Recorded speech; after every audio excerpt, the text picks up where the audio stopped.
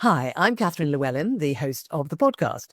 You can find out all about Truth and Transcendence on truthandtranscendence.com. And you can find out all about me on beingspace.world, where you will find my online coaching offering as well as my UK-based workshops. The Freedom of Spirit workshop for liberation and empowerment, the Pellower Radical Shift in Consciousness workshop for spiritual expansion, and transformational coaching for exploring the mind-body-spirit connection on the expansive path. You can also support the podcast by actually making a donation. I hope you enjoy the show. Welcome to Truth and Transcendence. You can find all our other episodes on truthandtranscendence.com. So earlier today, I was thinking, I'll record some solo episodes this afternoon.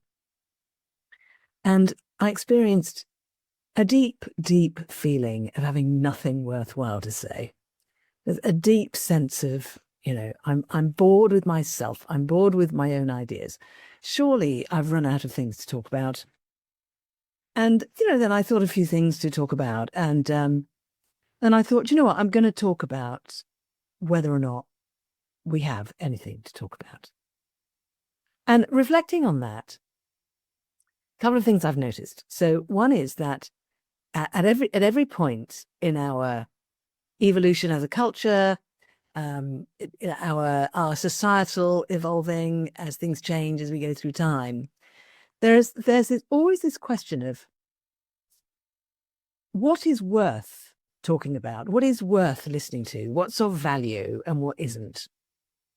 And one of the things that we tend to do as humans is we tend to try to shortcut these questions. We tend to try to steer away from the difficult, vulnerable, confusing, possibly scary experience of not knowing if we have anything worthwhile to say, not knowing if we're going to be able to be authentic in the next moment, not knowing if it's all going to just be horribly pointless. And why did I even bother? And it's just a massive embarrassment. And I'm going to walk down the street and see people looking at me and just know that they know that I went online or wrote something and it was just absolute crap or nonsense, waste of space.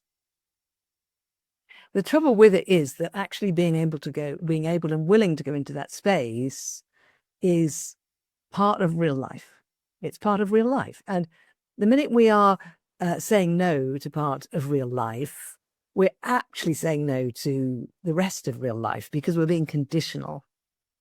It's a bit like if you say, well, I love you unconditionally. Right? I love you unconditionally. No conditions. Except if you leave the top off the toothpaste one more time, I won't love you. Or except if you reverse your car into my car when I've just got it back from the the people who clean it and polish it and make it look fantastic. Or unless. So so often we are conditional. And in this idea of actually thinking about committing to being somebody who communicates something that's real and authentic in the moment, the minute we start saying, well, that experience I will have, and that experience I won't have on my journey to speaking and sharing and putting something out. So one of the ways that we've learned to survive this tendency to not want to have those uncomfortable feelings is to try to categorize what is interesting and worthwhile and what is not interesting and worthwhile to talk about. And one of the things these days that is considered to be interesting and real and authentic is talking about our suffering or our breakdown or our trauma and how we learnt from that, survived from that, transformed from that, and are now a much more enlightened and happy person. Now, that's an interesting thing because those stories, when they're real, when they're authentic, communicated authentically, are actually very compelling, very powerful, and full of meaning and full of insight and learning. But the trouble is, if we say to ourselves, right, those stories are always really interesting. So those are the stories I'm always going to tell. Those are the stories that are now popular. Those are the stories that are going to now enable you to start a podcast that will be successful, let's say, or write a book that will be successful. What we've done is we've tried to package up authenticity. We've tried to turn it into a commodity. The minute we do that, we completely devalue it. So this is an interesting conundrum, because in real life, sometimes what's true for us is that we've suffered or we are suffering. Sometimes in life, that's not the case. Sometimes in life, there's something completely else going on. But if we're always thinking, for example, my story, in order to be interesting, always has to include an element of suffering and transforming the suffering, what we're doing is we're becoming really inauthentic. Because what we're doing is we are following a pattern and following a trend, and we are completely discounting all the other miraculous and interesting truths of life. Like the morning where you wake up and you feel really good in your body and you're breathing easily. You start to feel an appetite growing for a delicious breakfast. You turn your head and there's this fantastic human being next to you.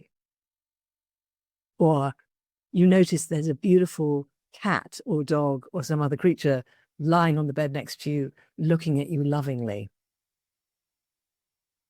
You hear laughter from the other room of children or grandchildren. You hear the birds outside. You can feel the sun on your face coming in through the window. Now, that is just as interesting and beautiful as a story of suffering, loss, and trauma. But it's not very fashionable these days. So this is just one example of ways in which we sidestep the difficult experience of being with ourselves and with what's real and true for us, and seeing what there is there to be communicated and experienced and shared and given. So the invitation I would offer you for this coming week is to tune in to yourself and say, to what degree am I valuing all of the experiences I have in my life? Am I valuing the fear and the dread and the anxiety? Am I valuing the joy and the bliss and the happiness? Am I valuing the confusion and the misunderstanding? Am I valuing the love and the connection? Am I valuing the isolation and the beautiful space of being by myself? Am I valuing all of these experiences? And I don't mean, do I like them all? What I mean is, am I recognizing that each and every one of them has an equal potential to be valued and to be grateful for and to be appreciated? And it's not just all about the drama, or it's not just all about the ecstasy and the bliss. It's about going a layer below that and recognizing that all of these are the myriad colors of life. And when I'm communicating with other people and sharing with other people, which parts am I willing to share openly and freely and letting go of it as I do it? Where am I willing to go? How broad am I prepared to have my contribution be? Or am I censoring myself? Or am I trying to funnel myself into a particular way of being, sharing, presenting myself and showing up? And is that working for me? Is it working for me? Is the ultimate question. So thank you for watching. Thank you for listening. Have a fantastic week. Or have an awful week. But really have your week, however your week is. And I'll see you next time. I hope you enjoyed this week's episode. It really helps if you give a thumbs up, a 5-star rating, a review, and share with your friends. If you're looking for transformational coaching or an intensive transformational weekend workshop experience, I can help with that. You can actually help the show by making a donation. Until next time, take care.